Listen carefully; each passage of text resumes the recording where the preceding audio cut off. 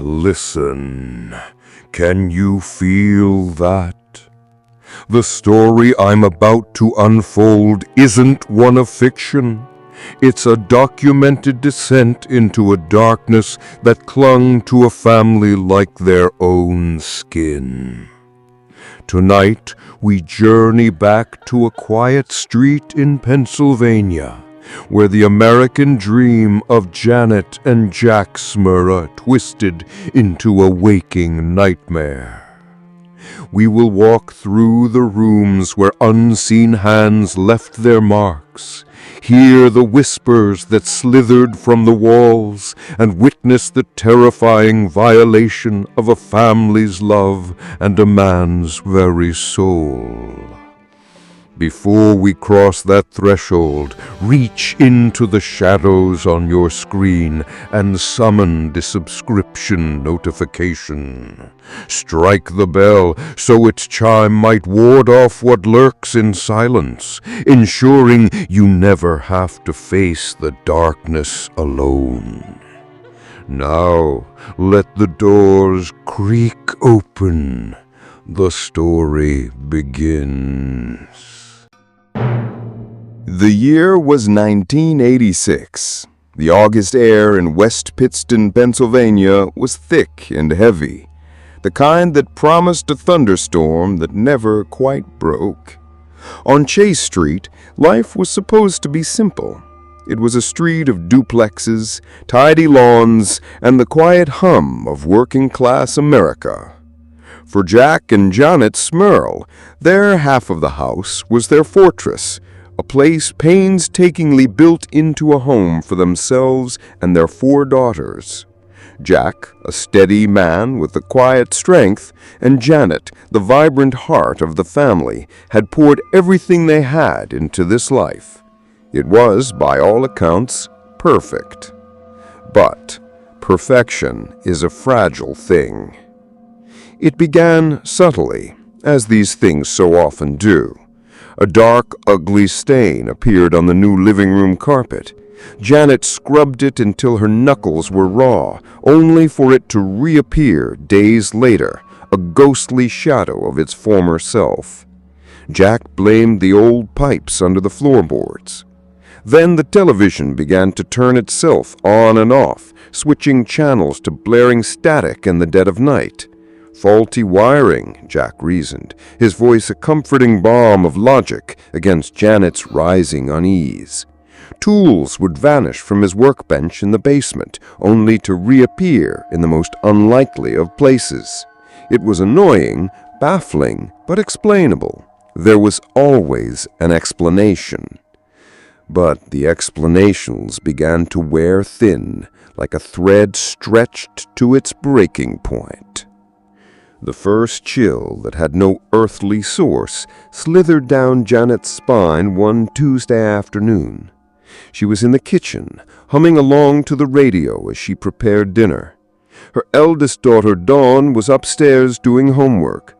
The twins, Shannon and Karen, were playing in the yard. Jack was still at work.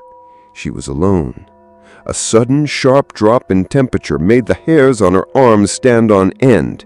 The air grew cold, unnaturally so, like stepping into a walk-in freezer.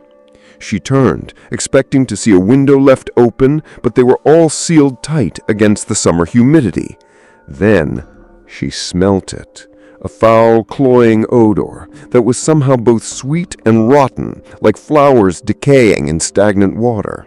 It was gone as quickly as it came, leaving only the scent of frying onions and the lingering residue of fear. That night, she told Jack.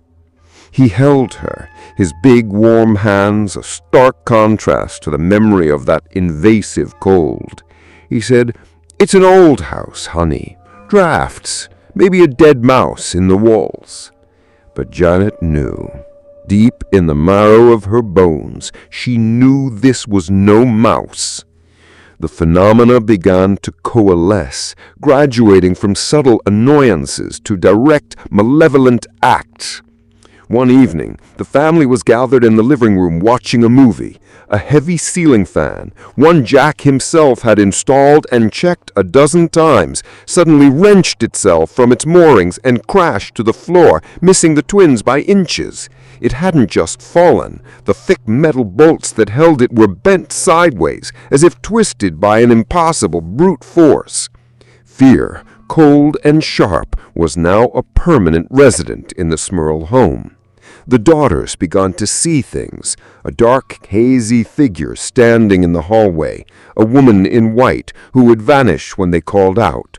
The family dog, a loyal German shepherd, would refuse to enter certain rooms, whining and cowering with its tail between its legs. One afternoon, Janet found the dog whimpering in the corner of the kitchen, having been thrown down the basement stairs with enough force to dislocate its hip. The house was no longer a fortress, it was a cage, and they were trapped inside with something that hated them. The disembodied voices started soon after, faint at first, like a radio playing in another room. Then they grew clearer, more defined. They would whisper from empty corners, from behind closed doors. Sometimes they were just murmurs, unintelligible and sinister. Other times, the words were chillingly clear. One night, Janet was woken by a sound from the hallway. Thinking it was one of the girls, she crept out of bed. The air was frigid. She stood in the doorway of her bedroom, peering into the oppressive darkness. A voice, low and guttural, slid out of the shadows from the far end of the hall. "Get out." It wasn't a shout. It was a slow, gravelly command that scraped against the silence. Her breath hitched in her throat. Her heart hammered against her ribs, a frantic drum against the terrifying stillness. She backed into the room, fumbling for the light switch, her fingers refusing to obey. When the light finally flooded the hallway, it was empty. There was nothing there, nothing but the lingering cold and the echo of that voice in her mind. Jack's skepticism was eroding, chipped away day by day, replaced by a grim protective fear for his family. He saw the terror in his wife's eyes, the haunted looks on his daughters' faces. He began sleeping with the crucifix under his pillow. They prayed. They blessed the house with holy water they got from the local parish. But prayer seemed to act like gasoline on a fire. The activity intensified, becoming more violent, more personal. The true violation, the act that shattered the last remnants of their normalcy, came for Janet first. She was lying in bed, a fitful sleep eluding her, when she felt the dip in the mattress, as if someone had sat down beside her. She froze, every muscle tensed. She couldn't scream.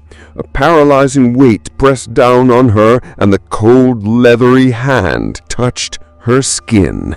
It was an intimate, exploring touch, a grotesque parody of affection that was steeped in pure malice. She felt a foul, cold breath on her neck, whispering obscenities, words of filth and degradation that burned into her memory. She fought, thrashing against the invisible weight, but she was utterly powerless. Psst. Listen. Can you feel that? The story I'm about to unfold isn't one of fiction. It's a documented descent into a darkness that clung to a family like their own skin. Tonight we journey back to a quiet street in Pennsylvania, where the American dream of Janet and Jack twisted into a waking nightmare. We will walk through the rooms where unseen hands left their marks, hear the whispers that slithered from the walls, and witness the terrifying violation of a family's love and a man's very soul. Before we cross that threshold, reach into the shadows on your screen and summon the subscription notification. Strike the bell so its chime might ward off what lurks in silence, ensuring you never have to face the darkness alone. Now, let the doors creak open. The story begins." The assault felt like an eternity. When it was over, the presence was gone, leaving her sobbing and violated in the dark. She couldn't tell Jack. How could she explain it? How could she put words to such an obscene supernatural violation? She tried to convince herself it was a nightmare, a product of stress. But then, a few weeks later, it happened to Jack. He awoke to the same pressure, the same suffocating weight, but this time it wasn't just a touch. He saw it. A scaled reptilian creature with dark luminous eyes perched on his chest, its form a shifting nightmare of shadow and substance. A succubus, a thing of legend and folklore, made terrifyingly real in his Pennsylvania bedroom. It assaulted him with a brutal, detached cruelty, its actions designed not for pleasure, but for degradation and the feeding of fear. The experience left him broken, stripped of his masculine pride and his role as protector. He had been rendered helpless in his own home. That morning, the silence between Jack and Janet was deafening. Finally, his voice cracking, Jack spoke. "It happened to you too, didn't it?" Janet just nodded, tears streaming down her face. And in that shared moment of shame and terror, they knew they could no longer fight this alone. Their priest, Father O'Leary, was a kind man, but he was out of his depth. His blessings and prayers were met with mocking laughter that echoed from the walls. The family was falling apart. Janet was losing weight, her eyes wide with constant fear. Jack became withdrawn, prone to fits of rage, followed by deep depressive silences. They were being psychologically dismantled. In desperation, Janet wrote a letter, a long, rambling, desperate plea for help, addressed to two people she'd only read about in books, Ed and Lorraine Warren, the famed paranormal investigators. When the Warrens arrived in the fall of 1986, they brought with them an air of grim authority. Ed, the stoic demonologist, and Lorraine, the clairvoyant, walked through the house with a practiced intensity. Lorraine would stop in certain spots, her eyes closed, her body trembling slightly. "It's old," she murmured in the living room, her hand hovering over the spot where the stain kept reappearing. "And it's not one. There are several spirits here, but one is dominant. It's powerful, inhuman." Ed set up his equipment, recorders, cameras, temperature gauges. The evidence they gathered was immediate and terrifying. Drastic temperature drops were recorded in seconds. Taps and bangs responded intelligently to their questions. A low, demonic growl was captured on an audio recorder when Ed challenged the entity by name, a name Lorraine had perceived clairvoyantly. "You are a parasite feeding on this family's light. In the name of Jesus Christ, I command you to reveal yourself." The response was a violent shaking of the entire house and a single guttural word captured on the tape, a word that would become the core of their terror. "Mine." The Warrens confirmed the family's worst fears. The house was infested with a powerful demonic entity, likely drawn to the location for reasons unknown. They arranged for an exorcism. The ritual was a war. A priest, Father McKenna, trained in the rite of exorcism, came to the house. As he began the Latin prayers, the house erupted. Objects flew from shelves. The walls seemed to groan and bend, and a cacophony of screams and growls filled the air. The demonic voice, speaking through the very atmosphere of the house, focused its rage not on the priest, but on Jack.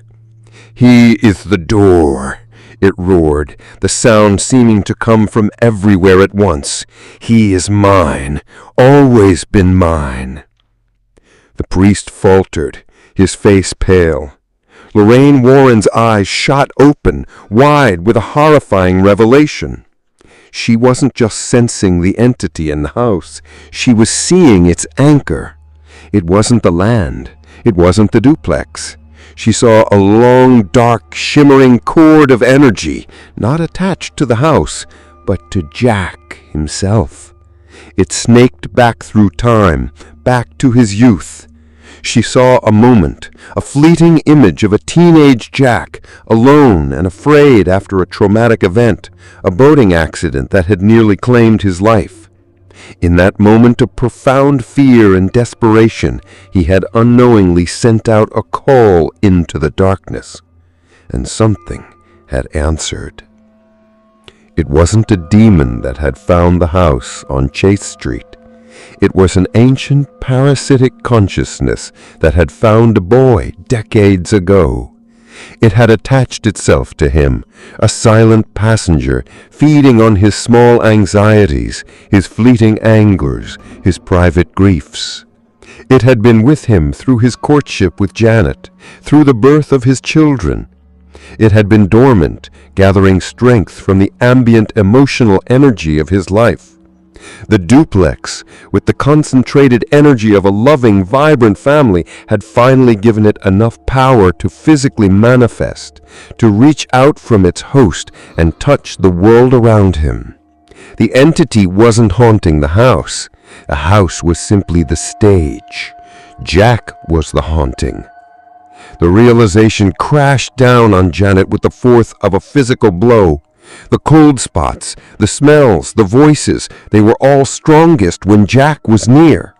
The physical and sexual assaults, they were projections, grotesque extensions of the thing that lived inside the man she loved. Every moment of terror, every night of fear had been radiated from him. He wasn't possessed in the way a host is taken over. He was the source, the battery. He was its anchor to this world. The exorcism failed because they were trying to cleanse the wrong thing. They were scrubbing the floors when the filth was in the foundation.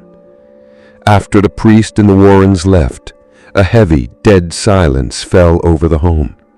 The truth hung in the air, more terrifying than any ghost. Jack sat at the kitchen table, his head in his hands. He looked up at Janet, his eyes hollowed out by a horror that went beyond fear. It was a look of utter self-loathing. He was the monster. He was the source of his family's suffering. Shh! Listen! Can you feel that? The story I'm about to unfold isn't one of fiction. It's a documented descent into the darkness that clung to a family like their own skin. Tonight we journey back to a quiet street in Pennsylvania where the American dream of Janet and Jack Smurl twisted into a waking nightmare. We will walk through the rooms where unseen hands left their marks, hear the whispers that slithered from the walls, and witness the terrifying violation of a family's love and a man's very soul. Before we cross that threshold, reach into the shadows on your screen and summon the subscription notification. Strike the bell so its chime might ward off what lurks in silence, ensuring you never have to face the darkness alone. Now, let the doors creak open. The story begins. "It was me," he whispered, his voice a raw, broken thing. "It was always me."